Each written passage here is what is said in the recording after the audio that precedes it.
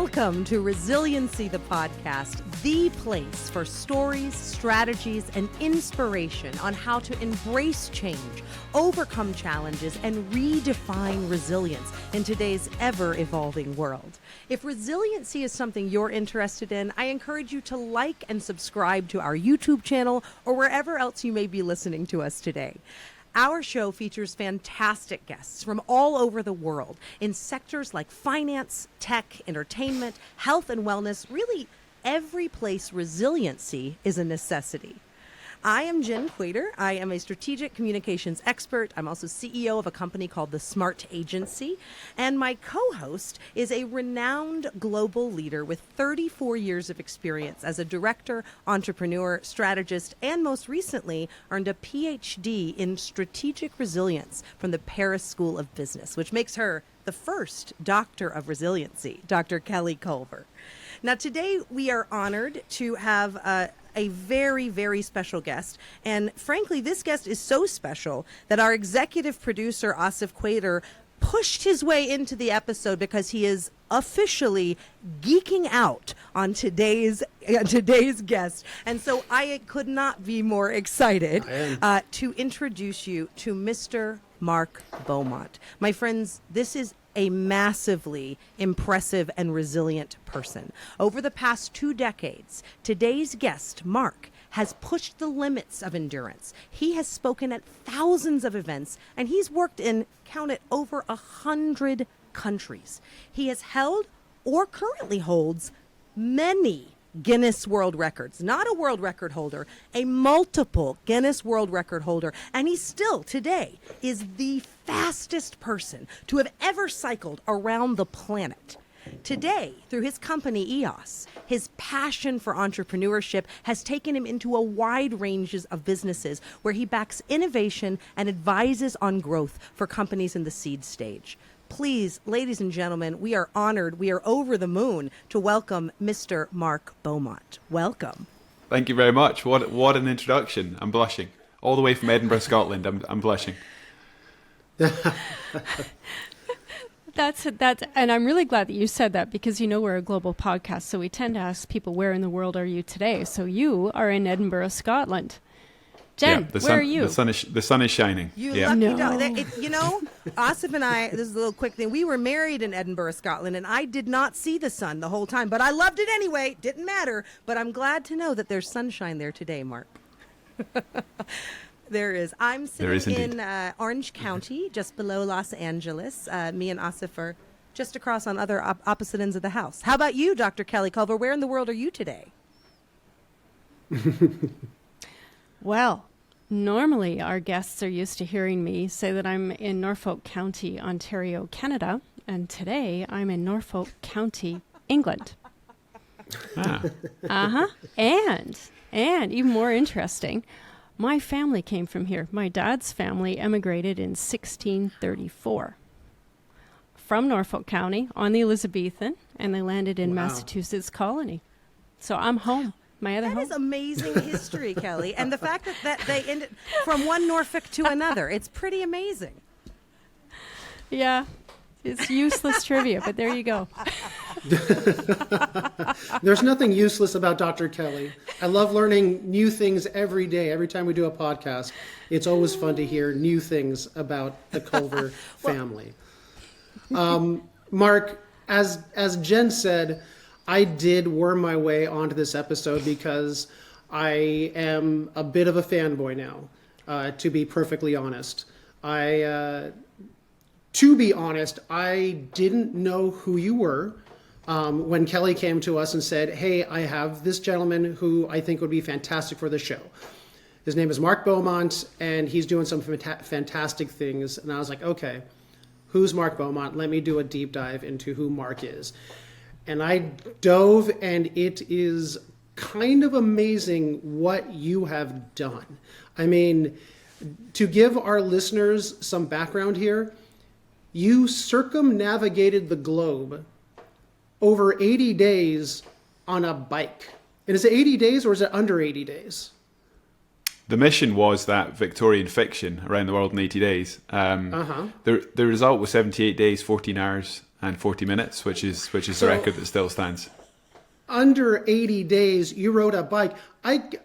It would take me 80 days to get off my couch to go get my phone from the other room. It's so amazing to see what the human body is capable of, and you proved it. And it's fascinating to me. You not only circumnavigated the globe, you have done all of Africa, right? From the bottom to the top, or top to bottom. You did across the United States, up and down the UK. You do these things. I think my favorite one that I've seen, you do work with the Global Cycling Network, where you did the 1903 Tour de France. And I thought that was amazing, mostly because the mustache you had on that was just epic. That mustache was a thing of beauty. I'm mildly upset that I don't see it right now on you. I think that needs to make a comeback.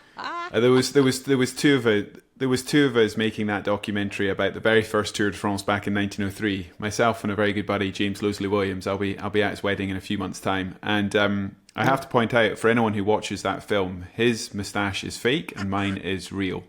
So that's yes. It's important. It's important to get that in at the start. No, but joking apart, I've been inspired over the last 20 years to really push the boundaries of what's possible in terms of ultra endurance. And with my teams, we have created, huge leaps in performance. But I'm also a history geek. I've very much been inspired by, what people have done, throughout history, how you can learn from them, understand where people have come from, so that you're not trying to sort of recreate history, but you also understand where things have started. It took me 2.5 years to break the oldest record in the book on a bicycle, which was the penny farthing hour record set in 1882. It was actually held by an American over in Connecticut, and I thought, if anyone, the penny farthing hour record, that's the ultimate British record. If you want a bit of sort of British eccentricity, so I thought after all those years we should try and bring it home to the UK. I'm joking, but my point is, I'm best known for doing these massive ultra endurance records, not just on the bike, but ocean rowing, Arctic mountaineering, all the rest of it. But a huge part of my career as a broadcaster has also been geeking out in the history of it and really understanding what people have been trying to do for far longer periods to really sort of figure out how you could do things differently going forwards. Mm-hmm. And I'll say this, I went out after I did my deep dive into Mark Beaumont. I did buy your book, Endurance, because I'm a weekend endurance athlete. I've done a couple of triathlons, and I really find pushing your body to be something that builds resilience. And on Resiliency, the podcast, we're trying to do that day in and day out. So I'm really looking forward to reading what you have to say and how I can incorporate it into my life. I'm really looking forward to that. Let me ask you a couple questions here about your writing. One, what pushed you to do this? So the riding, I was actually going to quickly comment on Endurance, the book. This is not a big plug for the book, but I know you've not read it yet, so I'll spoil it for you. The opening words of the book are basically young, old, male, female, we can all go further.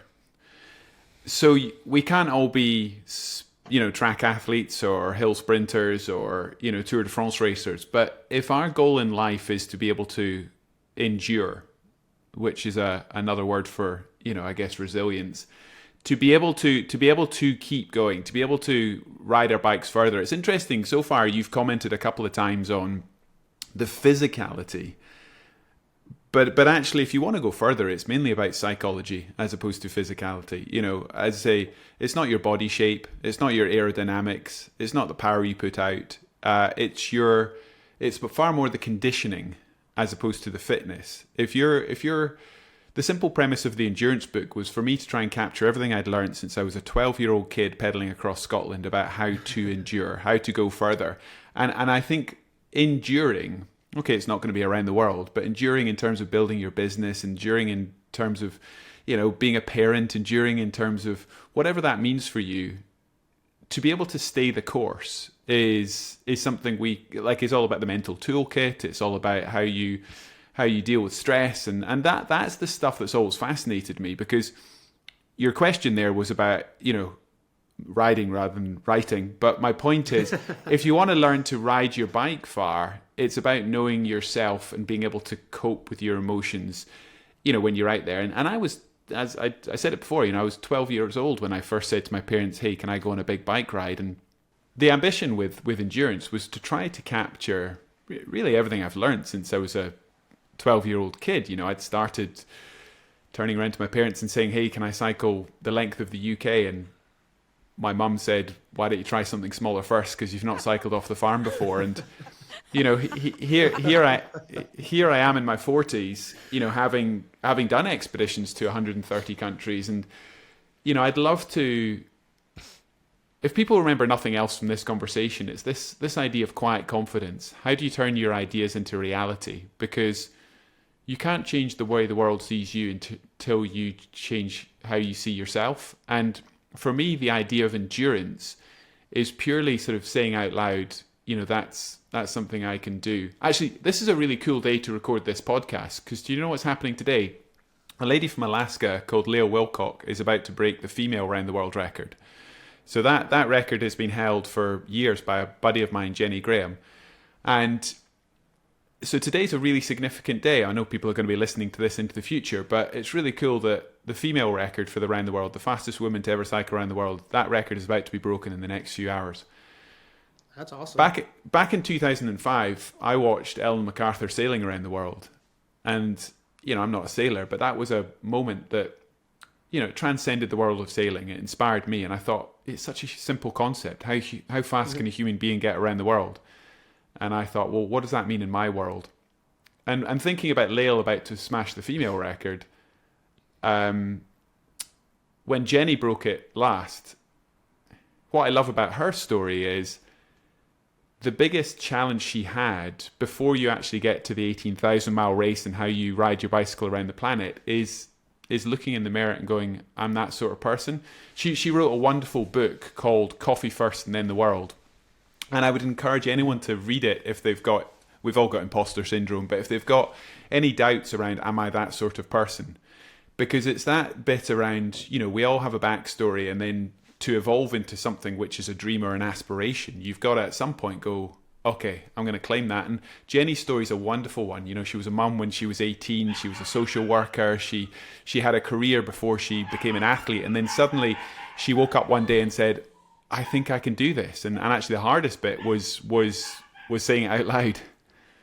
I think that's often always the hardest bit. And I think that's what really inspires me about you, Mark, is that it feels to me, just in meeting you on this show, that you have, I'd call it endurance in your blood. You seem to be born with it, right? And I think that a lot of our listeners, they're looking for that type of power. Maybe they're not going to ocean row, or cycle across a nation, but they're looking for the strategy behind it. And I think you said something so interesting, which is, it's not the fitness, it's the conditioning. It's how you shape yourself. So I want to look into the motivation behind this, and where I'd like to dig first is you at 12.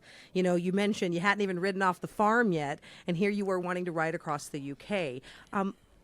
What was that driving factor? Is it something you're born with? Is it something that's cultivated? Talk to me about how resilience is born from an endurance mindset. I think the part for me is I didn't go to school until high school. So I was homeschooled, and my buddies were my two sisters, and it was just life on the farm. So what does that give you? That gives you a great work ethic. There was 60 goats to milk every morning, 13 horses to put out and muck out. There was 200 hens to collect the eggs from. There was a farm to run. And, we were very physical, and the three of us were working on the farm all day. And so a good work ethic helps. And I think also not having a peer group that told you this is cool or that's dumb or, you can't do this or you should do that. I found it very strange going into the playground at the age of 12, 13, I guess, and finding this sort of social hierarchy, because I'd never experienced that. And so I always sort of saw that as an outsider. So even though I was sort of gently bullied into shape, I mean, I might as well have grown up in a cave. I think not sort of being in an environment from the age of 4 where I felt like I had to conform was hugely helpful, because I was already used to pursuing my own ideas. I was already used to backing myself. And I've always been very uncompetitive, actually. In most sort of traditional ways, if somebody sort of says, I'll race you, I'll say, well, you win. It's not, I couldn't care less. Like, it's not, the only person I've ever raced in my life is myself. And I know that's an egocentric thing to say, but hey, we're all egocentric. And it's not an alpha thing to say. It's just that my sense of drive and competition comes from deep within, as opposed to, a sense of, showing the world. And I think it's ironic that I've ended up spending my life as a broadcaster and on stage, because that's a million miles from the, incredibly sort of closed off, homeschooled world that I grew up in. Oh, but it's that quiet confidence. I'm going to challenge that comment that you just made. I think it's that you learned that quiet confidence when you were homeschooled and you were on the farm. I grew up on a farm. We had no neighbors, and I was an only child until I was 12. And I'm not competitive, but I'm very competitive with myself.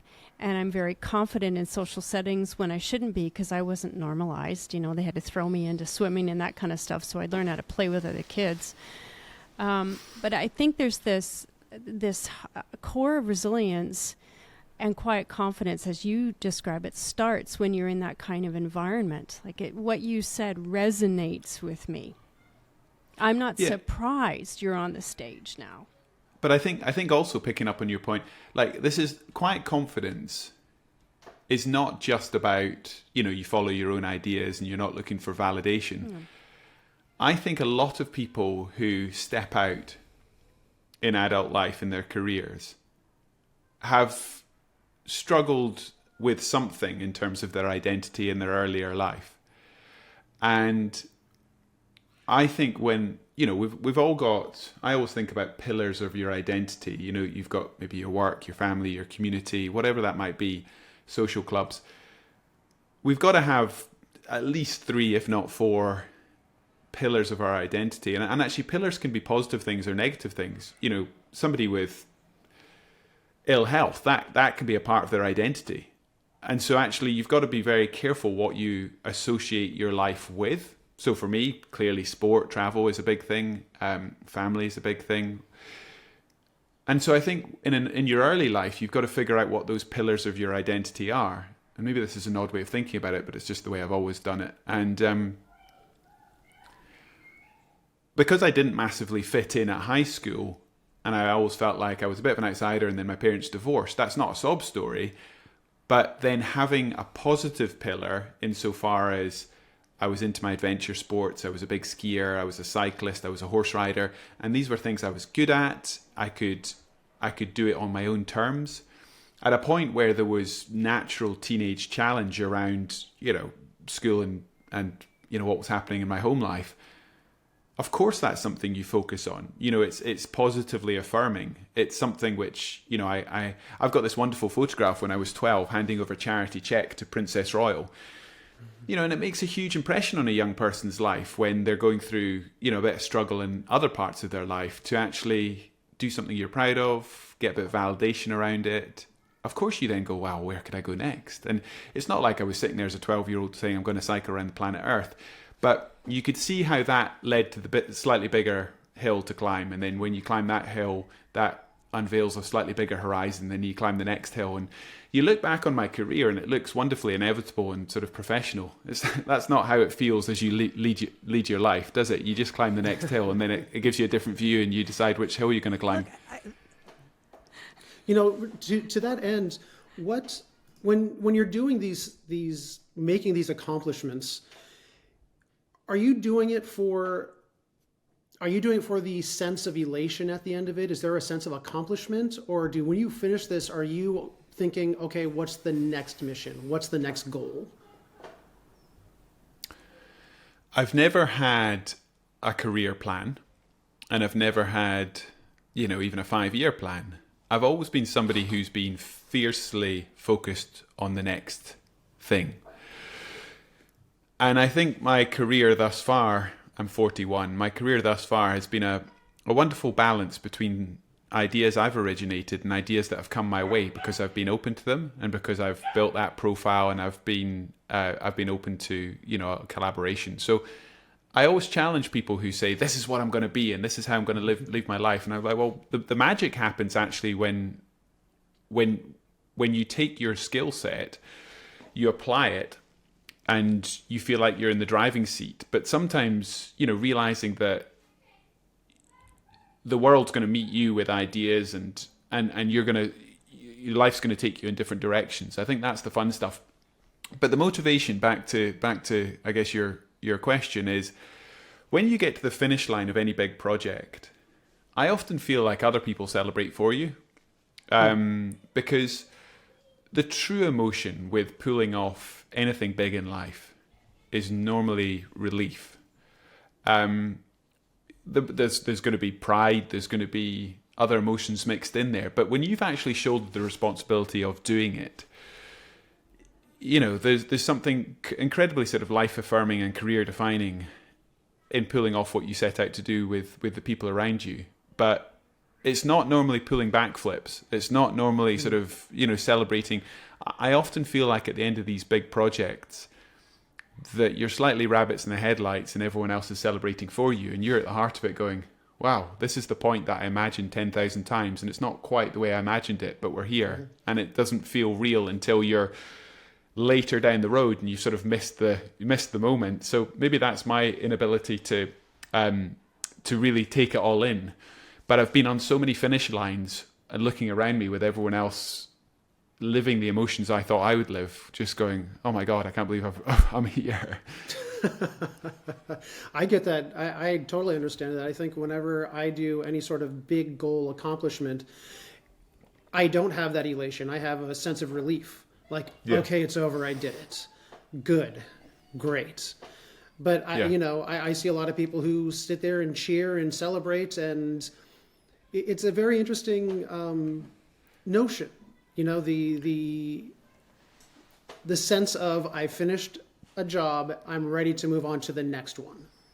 Yeah, and I think this might be a bit deep, but I think people get caught up in this idea of, the emotions of getting to the finish should be positive ones, but ultimately you've got that accountability because you've had the idea, other people have invested in you and your team, and I think people get sort of caught up in this idea that you constantly need to be sort of positive. And by that I mean there's sort of an obsession these days with growth mindset and positivity, and I'm a very positive person on balance insofar as I've spent my entire life doing first and fastest and with people telling me it's impossible until we prove otherwise.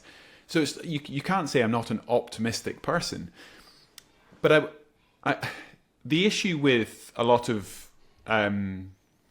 I'm looking at Kelly because she's going to be like, oh, you're straying into dangerous territory here. But let me share my piece. I feel like with like a lot of the mentality around positivity, it's in the real world cycle. Like life is a roller coaster. Good days, bad days. Good hours, bad days. And it's ultimately around understanding your responsibility and your behaviors and what you say and do, regardless of that, as opposed to I'm just going to turn up when I feel like it or when I feel happy. And also this incessant need to grow slightly encourages the idea that you're never good enough and tomorrow always needs to be better than today. And yeah, of course, as an athlete, I understand what progress looks like and I understand about, compounding and, learning. Of course I get that. But life is what you do now. And what separates us from the rabbits is the idea that we can visualize a different future and we can aspire, but ultimately, our emotions are real for good and bad, and we shouldn't just, embrace this idea that, happiness is about success and we have to be positive and we have to be better. And I always sort of say when we're doing these things which are incredibly hard, and there's often no reference point for anyone in ever having done them before. Safety is top of the line. kindness. Yes, we're going to finish what we set out to do as long as it's safe to do so. Try and enjoy it, for sure. But having fun is not necessarily like barrel of laughs, I'm having a great time.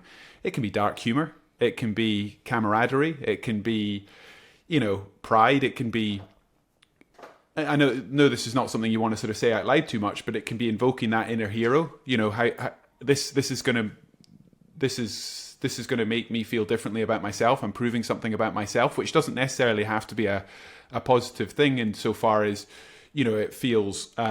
it feels happy or rewarding in the moment, but that you're going to look back and it's going to mean something in terms of your identity. So that's, I guess I spend my life with people sort of assuming that I'm some sort of eternally sort of positive, optimistic. When I'm in like a really, really dark place on an expedition, when things are going like hell and I'm sleep deprived, and don't give me an inspirational quote. Don't high five me. Don't tell me to cheer up. Just tell me that this matters. Remind me that we just need to, read it off script. I trust you, you trust me. Let's just get the job done. We're making history here, and that for me is a lot more fulfilling and inspiring than just telling me to be happy. Look, I'll. Okay, Dr. Kelly, go get him. No, Jen's going, and then I'll come in. Mark, Jen. I acknowledge and love a lot of what you said. I think I really resonate with kind of incessant need to grow. I resonate with what you're saying about positivity, but I would like to say I think that positivity gets a bad rap. Okay, because I think that positivity is packaged and sold as butterflies and frou-frou. And I think positivity is actually when you're in that darkness and you can keep going. Like this would be my example of it. My example would be, and I'm not an endurance person, Mark. I'm not even close. But I've worked out a lot to try to be able to be on stage. And back in the day, I did. But she did a triathlon. We can't brag about this. I did not do it in the time that Mark could do it. Let's be honest. But well, no one can. He's one of a billion. But what I would do is I was doing jump rope at the time, and I needed to do 1,000 jump ropes. But in order to do 1,000, I had to do 100, and then 100, and then 100. And I think that sometimes we try to think about the 1,000 and we go, well, let me just be positive. I'm going to get to 1,000. But I think what I hear and what you're saying is it's the 100 that matters. And then the next 100 and then the next. And whether it's you, and correct me if I'm misinterpreting, Mark, but I think what you're kind of saying is you can't go at this with blind positivity. You can't go at this with, we're just going to give it good effort. It has to be intentional. I heard you say earlier, you have to be careful about what you identify with. I see being careful as being intentional. You have to be intentional about what you're going after. But I would argue, or at least insert, that some amount of conditioning of positivity would be very important to have so that you can survive those dark times, because you have to have an underlying, this is from my perspective on resilience, there needs to be kind of an underlying layer of, call it faith, call it belief, call it your quiet confidence, but something that is built upon this idea of this is worth it, which comes back to your point of this, of what matters about this. That's my perspective. I don't really have a question out of that, but I wonder if I could toss it to Dr. Kelly Culver to turn it into something beautiful. I think what you just said was absolutely amazing. And I smiled when Mark said he's looking at me, as if he's going to go down a dark path. We're human. And, and we respond the way that we respond in the situations in which we find ourselves. And that's the beauty about resilience. Resilience isn't rah, rah, happy, happy. That's nonsense. Resilience fits a context in which you find yourself, and you draw on your endurance, your perseverance, your survival, your adaptation, your transition, your transformation. You pick the word. It doesn't matter what the word is. You pick the word of the situation in which you find yourself, and you come through it. You can't tack around it. You have to come through it. Like I smiled when you said, when you're in this, it's dark. And someone's going to say, oh, rah, rah, rah, and you just, want to sort of punch them in the nose. Those are my words, not yours. I'll give you a personal example. So, I'm, you may know, you may not know, my husband Peter passed away from cancer. And he'd had it for some time. And people don't know what to say to you. And they'd say to me, it's for the better. Or, Well, it was expected. And I just wanted to, you can't swear on this, wring the living shit out of them when they say this. And I use the example of a toaster. You put a piece of bread in the toaster and you push the button down and you ask the toaster to toast the bread. But you never know when it's going to come up. You may program that toaster for 30 seconds or 40 seconds or 60 seconds, but it could come up at 59 and it startles you. You're never ready. So I think resilience fits a context in which we find ourselves. And you have to have it inside you to pull you through. Yeah, for sure. I think that's really interesting because you brought up the idea of sort of how people react to you, how you see you and how the world sees you, which is, there's always a divide between those two things. And I often think it comes down to control. So do you feel like you're in the driving seat? If I was to say to you, I want you to go and run 5K straight off the back of this podcast, or if you took inspiration from what we'd said and you decided to run 5K, it's still 5K whether I've told you to do it or you've decided to do it, but how you feel about that is very different. So it's the agency part for me which is interesting. And when you're in really difficult places, never sort of outsourcing that, never saying, well, this isn't fair because, nobody's ever... And we got to COVID a few years ago in lockdown and people said, oh, you must be brilliant at this, resilience. And I said, well, yeah, but I kind of feel this has been put on us. And I need to sort of grapple back control. I need to feel like I've got agency here. Because I think that's at the heart of it. And your comment about how people interact with you, I think is really interesting, or not knowing what to say, because obviously we're humans and you're constantly having to sort of account for where other people might be in their life, in their experience. I remember cycling around the world, even my team, they had no idea what to say every day, and I banned them from asking me how I felt. Do you know why I banned them from asking me how I felt? Laura Penhall, my performance manager, was allowed to ask me how I feel, but everyone else was banned, and it became a running joke because they were only asking me because they wanted me to tell them how they should feel. They were looking for reassurance. Yes. And so I just said, look, I could feel top of the world or rock bottom. It's not going to change what we're going to do today. Make sure I'm on the bike at 4:00 in the morning and not 4:05. Full stop. So, having 101 people each day asking me how I feel just to make you feel better is your insecurity leaving your body. And let's not do that. And it became a joke. Don't ask Mark how he feels. But it is interesting because you're trying to account for people's sometimes inability to filter their thoughts, and then their competence in communication. They're knowing how to then sort of verbalize, what's going on in their head. And I know people always say, "Oh, say what you think, wear your heart in your sleeve," but you do actually have a choice to filter between your inner thoughts and what you put out in the world, because we all cast shadows, and what we say deeply affects those around us. And so we often think, well, it's purely about, what we do and our productivity and our efficiency, but actually stopping and thinking how our behaviors and our words influence those around us is often missed. Well put. Mark, what that reminds me of, you telling me that not only did you recognize and understand the psychology of why they're asking you that, but then you effectively, and with them still wanting to work with you, got them to stop doing it. It reminds me that you're not only a world record athlete, but you're also a leader. And you are a leader in business, and you are a leader of many, many teams. And so I wonder if we can look at this rather than through the lens as a performer, which you are, but as a leader, which a lot of our listeners are. And if perhaps you could weigh in on the topic of resilience and leadership. And my reason for bringing this up is you just mentioned, you have these teams of people, they're looking for reassurance, and you're standing in this position where you've chosen to put yourself in front.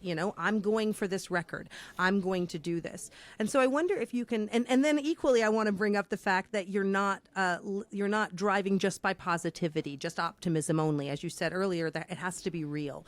So can you speak to us a little bit about your perspective as a leader and what it requires to be a resilient leader today in 2024? I guess the important context for leadership for me is actually how you see yourself in a team. So when I was 23, David Peat, the great late David Peat, who was a BBC filmmaker that I worked with, said to me, Mark, try and become valued because of who you are, not because of what you do. Try and grow beyond your technical competence. Because we go through school and university and we purely think it's about what we remember and our technical skill set. So when I was 23, what David said to me didn't really make sense. But as I've got older, it has made more sense, because what you bring to a team is not just the education you've got, the bit that sits on your CV, but is the values bit.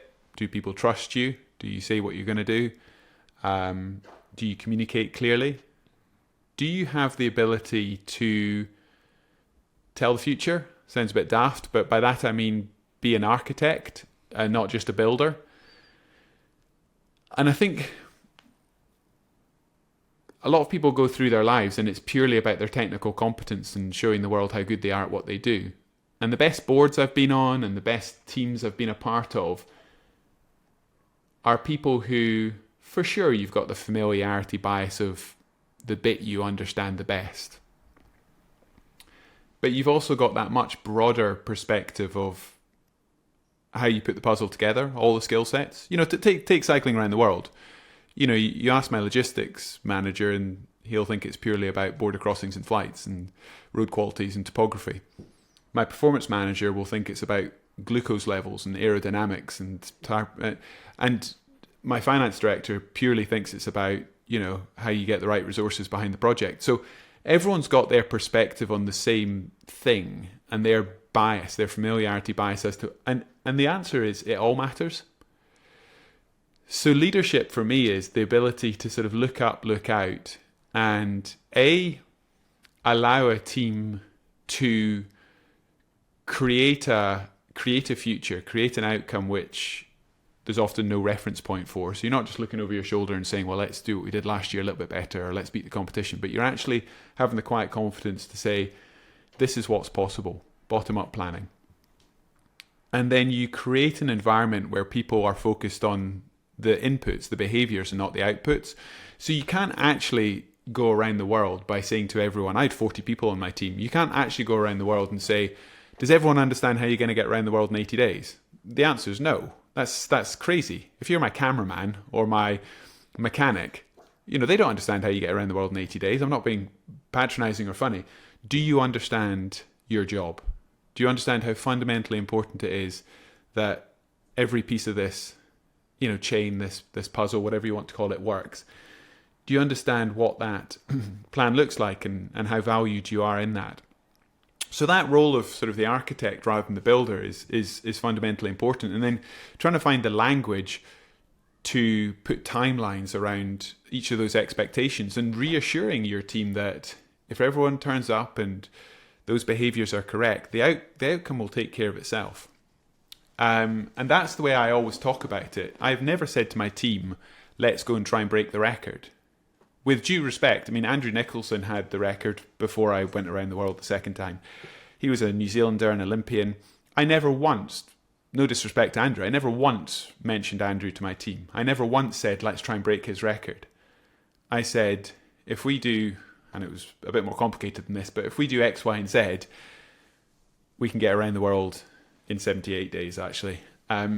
And that's exactly what we did. We came home within 1.44% of what we set out to do. We broke Andrew's record by 37%, but we weren't looking at his record. And I think I do the same in, you know, I've got 21 companies in my portfolio now. I co-run an investment fund here in Scotland, backing really exciting science and technology companies. And for me, it's the people and performance bit. Yes, you need to get the fundamentals right in terms of the science, the IP, all the rest of it. But ultimately, it's about human behaviors and timelines and accountability and values.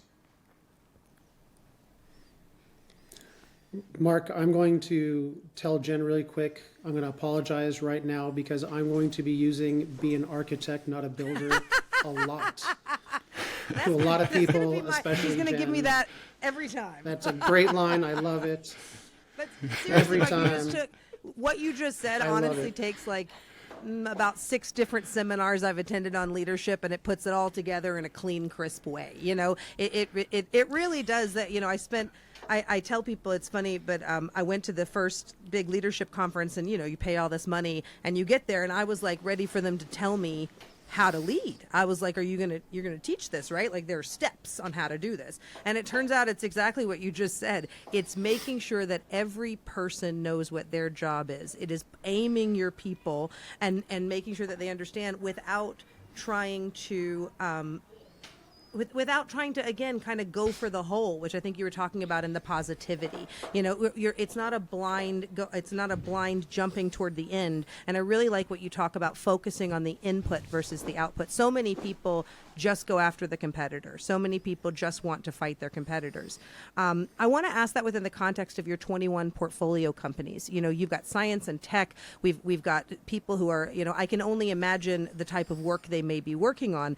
Yet I also am a person reading headlines, and I know that there are struggles in the tech world. I know that there are pressures from AI. I want to ask, is there a resiliency story within your work with EOS that you could share with us? How are these companies finding resilience? And from your perspective as an investor, how are you helping in that leadership to drive those companies forward? So those who are involved in investments and science and technology anywhere globally will appreciate that really since 2020 there's been a massive market slowdown. There has been in public markets, private markets. There's been a huge liquidity issue. And so scaling companies has been difficult because even if the fundamentals are strong, they've hit inflection points and validated what they're trying to do, they've struggled to raise further venture capital, and so often are relying on earlier investors to do rounds beyond where they would have planned to, and that's just the state of affairs. So when there's a liquidity slowdown, when interest rates change, you've got a change in investor habits. It affects the whole ecosystem. So I'll stop there because it'll end up as an investment podcast, but. My job within EOS, so there's 3 of us who run EOS on a day-to-day basis. We've got an amazing team of 12, but we've got 1 scientist, 1 accountant, and 1 cyclist. I'm being glib, but my job is not to lead on transactions. My job is not to lead on scientific due diligence. I never planned to co-run an investment fund. I was just a slightly frustrated angel investor. And like when I was 22 and I set off to cycle around the world the first time, I spotted a way to do it differently and change the fundamentals. I never set out and said, hey, I'm the world's best bike rider. I look more like a rugby player than a cyclist. And so I've never sort of thought that, it's my raw talent that got me. Far from it. It's about approach. It's about plan. So 5 years ago, I took the unexpected and unplanned step to offer to help scale one of the angel networks that I was a part of, and here we are, in 2024, and I've got an amazing team, we've got an amazing portfolio, and the fundamentals of the portfolio are strong. The market is challenging. So your question around resilience is, on the investor side, I spend my life saying to people, we're planting acorns. We are helping companies spin out from universities, start up out of industry, and we're planting about 6 acorns a year. And in the timelines that we work with these companies, which is typically sort of 5 to 8 years, the world will change. And so rather than, having a knee-jerk reaction to markets here and now, focus on the timelines it will actually take. Let's take some examples. Medical devices through FDA approval, clinical trials, regulatory approvals, whatever that is, it takes time.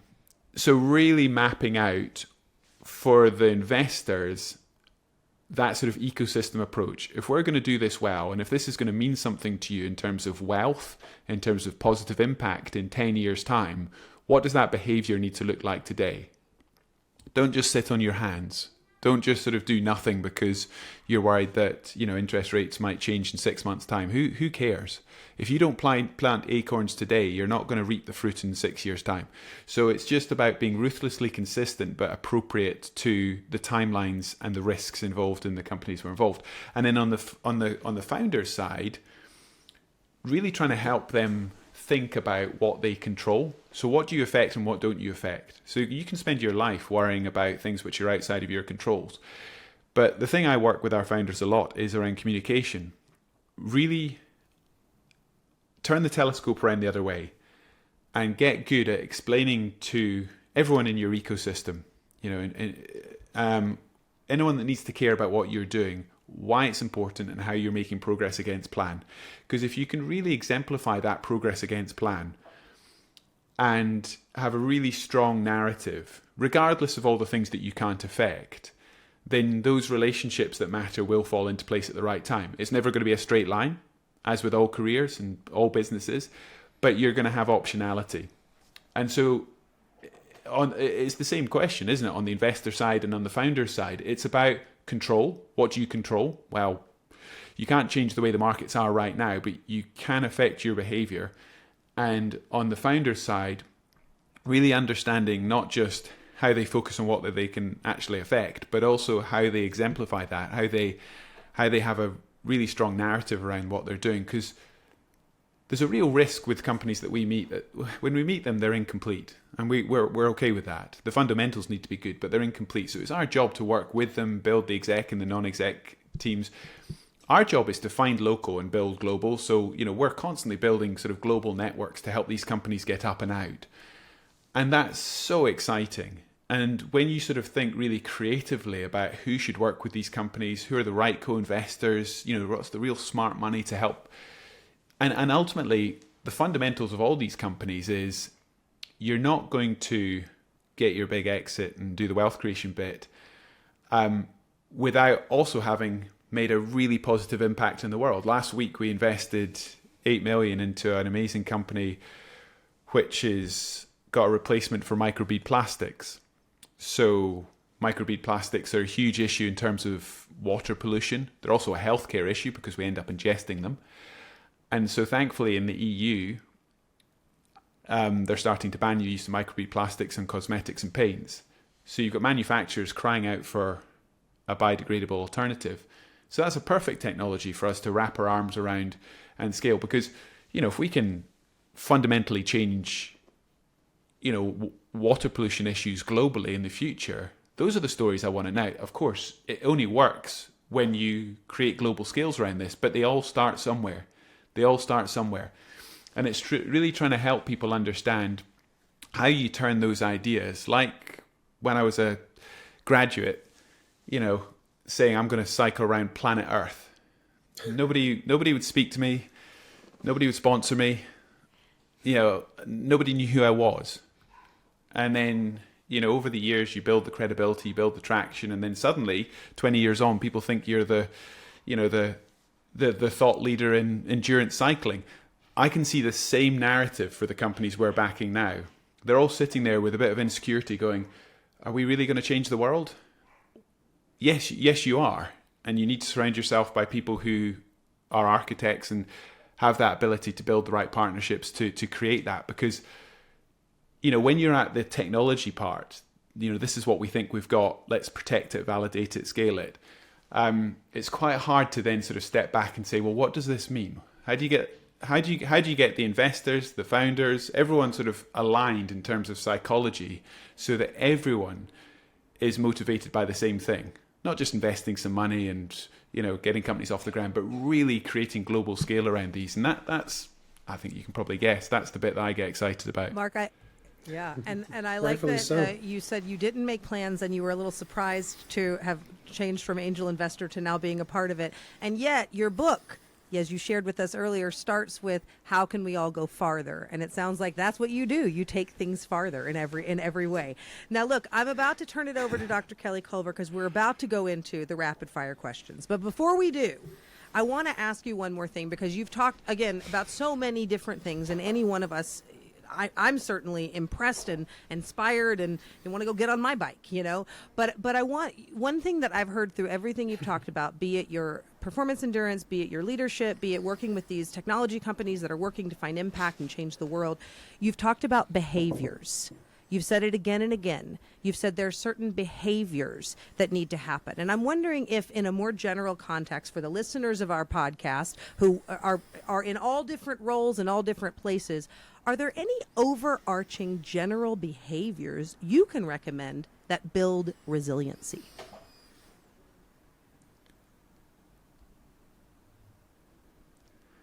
I'm pausing simply to try and figure out the right approach, because we're creatures of habit.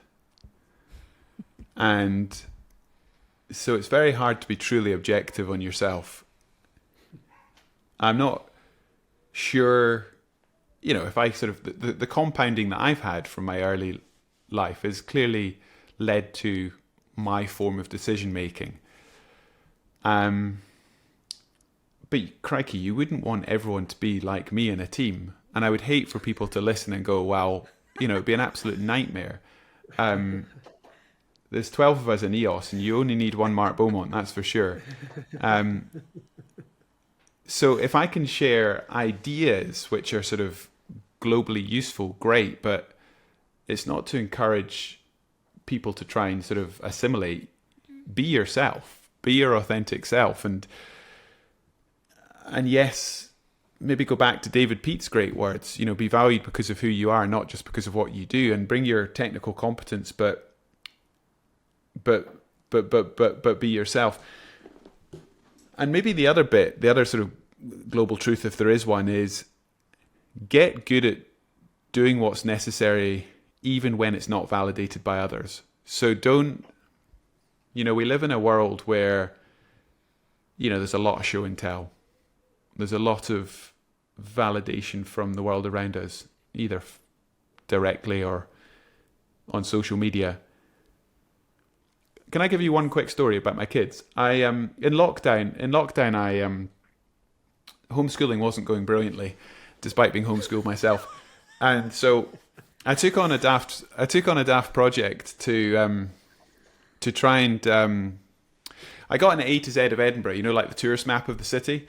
And because the roads were completely empty, I said to my 6-year-old, she was about to turn 7, I said to her, do you want to try and colour in all the streets around the house? We would normally just go to the park. So she got on her little bike, I got on my trainers, and we went up and down all the streets. And after the first day, we coloured them in. Second day, we were slightly better planned. So we actually had a bit of a snail trail, like planned out which way we would go, so we didn't do the same streets twice. After 4 days, we'd coloured in all the houses, the streets around the house. And that night, once she'd gone to bed, I thought, ooh, I think it would take about 4 months. I wonder if we could colour in the whole map. So at breakfast the next day, I said, Harriet, do you want to try and colour in the whole map? Now, what I didn't say to her was, do you want to cycle every single street in Edinburgh? I mean, as a 6-year-old, that's child cruelty. You get into trouble for that. So she said, yeah, I'd love to do that, Daddy. And I said, great. I said, why would you like to do that? And she said, well, basically because it's been great fun this week. And I went, ooh, that's not going to work. Because I know if her core motivation to do it is the sun is shining and I'm having fun, there's going to be, if you're going to do it for 4 months, there's going to be days which aren't quite so easy and the sun's not shining. So I said, that's great. I've loved it too, Harriet, but try and come up with another couple of reasons so that, you know, we've really got a strong why. And she came back later in the day and she said, I'd like to try and get my Blue Peter badge. Now, that's only going to make sense to people in the UK, but that's like a kids' TV program in the UK, getting your Blue Peter badge. And then she said, when we go back to school, can I tell my teachers? I said, sure, both of those things are great. So we wrote them in permanent marker on her bedroom wall. And over the next 4 months, we went out every single day, well, 6 days a week for 4 months. And we did about an hour and a half each day. I ran, she cycled beside me. And as a dad, I got to spend over 100 hours talking nonsense to my daughter. What a wonderful adventure. But for her, there was obviously days that she didn't want to. There was obviously days when, you know, it was pretty hard. There's lots of cobbles and hills in the middle of Edinburgh. But I never said to her, you have to do it. because that's going to get you through the next few days, but it's not going to get you through 4 months. So as a 6-year-old, it gave her the ability when she was in a real hole to go, right, do I still want to get my Blue Peter badge? Yes. Do I still want to tell my teachers? Yes. Okay. Well, today needs to happen then.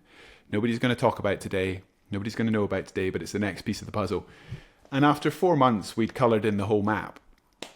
And it's one of my favourite adventures of all time. And Harriet, you know, like all kids, has struggles in different ways, but she's such a bubbly child, and she's built such a quiet confidence from doing daft projects like that, where, you know, in the heart of lockdown with all its uncertainty, we just went out for an hour every day and took the next step.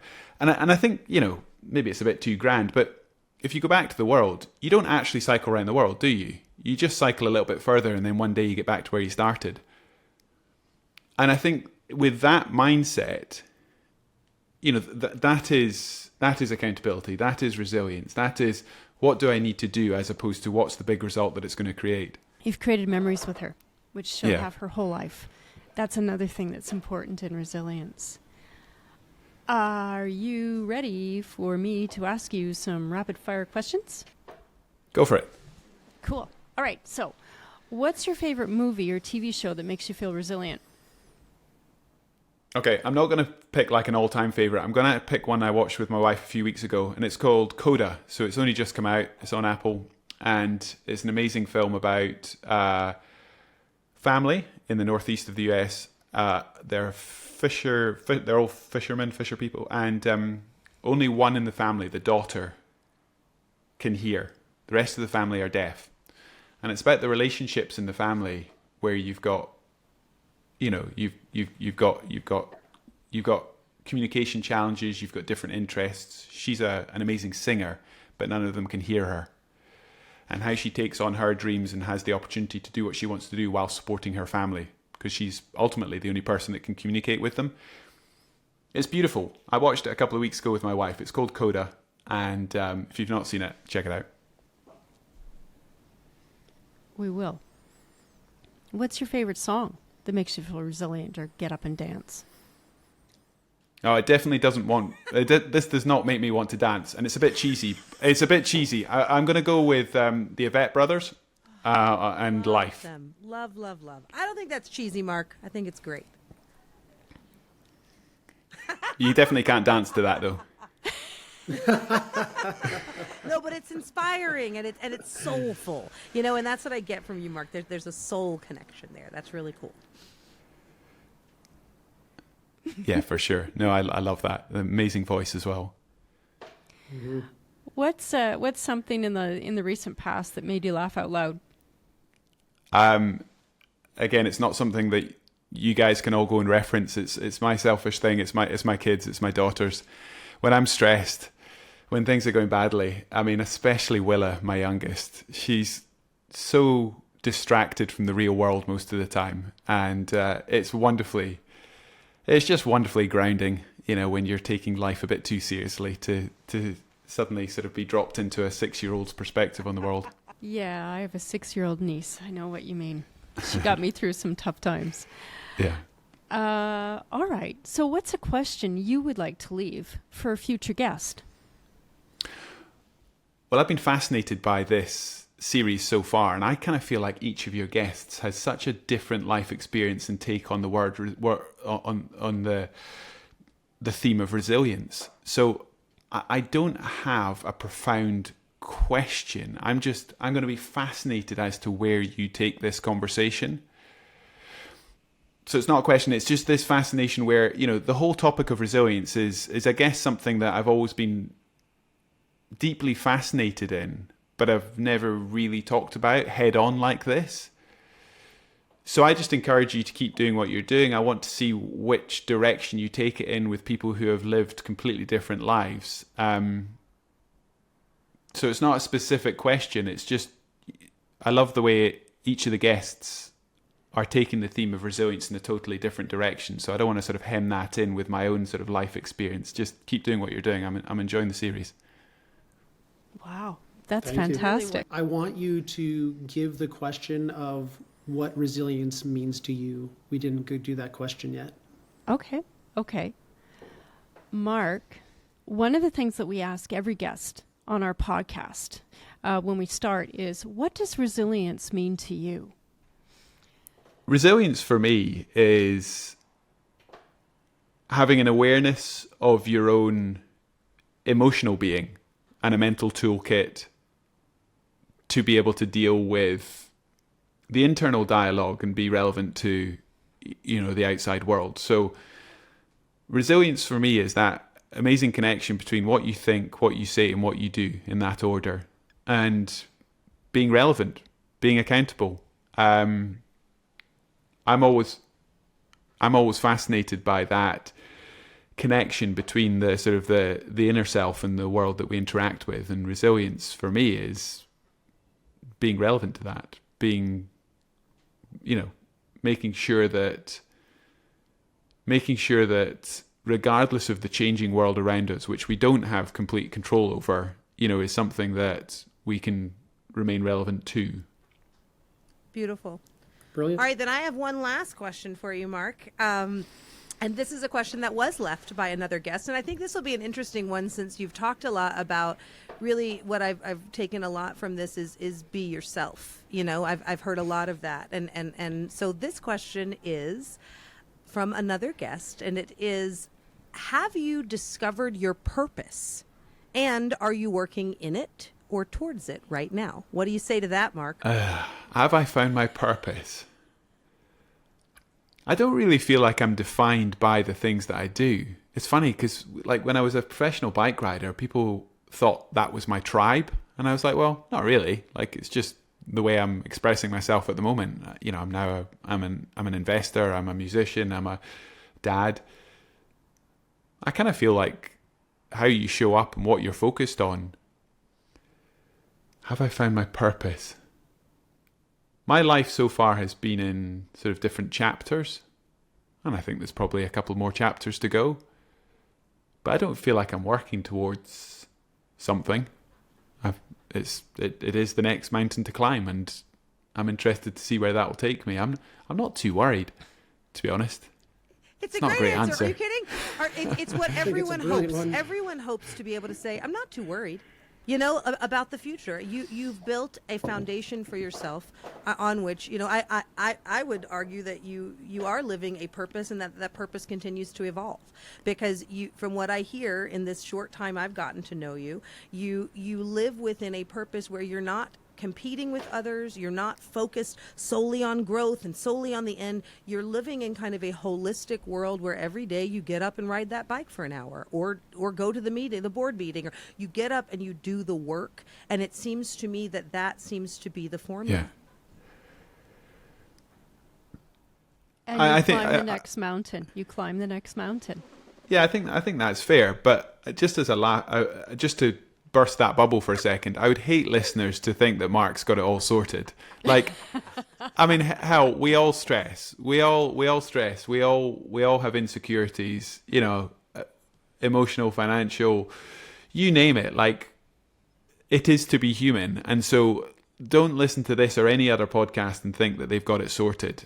Listen to Desert Island Discs. Listen to podcasts which also tell people's backstories in a really authentic way. So you don't just see the results, but you see what got them there.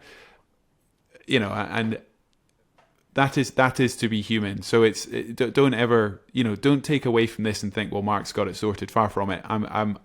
I love trying to figure it out, and there's good days and bad days along the way. Valuable and so gracious of you, Yes. and truly amazing, because the way you figure things out is really cool. We look forward to continuing to watch you on this journey through EOS, and who knows what's next with Harriet and all the rest in your family. So, where can our listeners find you if they'd like to connect with you and follow anything that you're doing, Mark? How to find me is pretty easy online. MarkBeaumontonline.com for all the adventure and broadcast work. EOSadvisory.com for my work in investments. And normal social media feeds. I'm not a huge social media animal. I kind of focus my conversations as opposed to, trying to build huge global audiences. So if people have been interested by this conversation and want to reach out, they're welcome to do that. And keep up the good work. And read Mark's books. book. Absolutely. Yeah. I can't wait to read Endurance. I can't we will wait. have a link to that in the show notes for everyone, and we will make sure to push that on our social media, because we are social media animals, Mark, so we'll get it out there for you. Amazing. Good on you. Well, with that, I want to honor and thank you, Mark, for this wonderful time you've given to us. We are so very grateful for it. And I want to thank all of you who've been listening. As always, we are so grateful to have you on this resilience journey with us. You can find me online at Jen Quater through all the social media channels, and also at jenquater.com, or at my company, thesmartagency.com. My amazing, wonderful co-host, the Queen of Canada, who is also in Norfolk County, England today, Dr. Kelly Culver. You can find her at theculvergroup.ca for Canada, or also Dr. Kelly Culver on Instagram and LinkedIn. And then with that, we thank you again. Thank you for being here. Thank you for listening. We will continue to bring you stories of resilience, stories that help you to understand the strategies behind embracing change and overcoming challenges and redefining resilience. And with that, I wish you a beautiful day ahead and look forward to the next episode. Thank you, Mark Beaumont. You're an amazing person, and we're glad to know you. Happy resilience.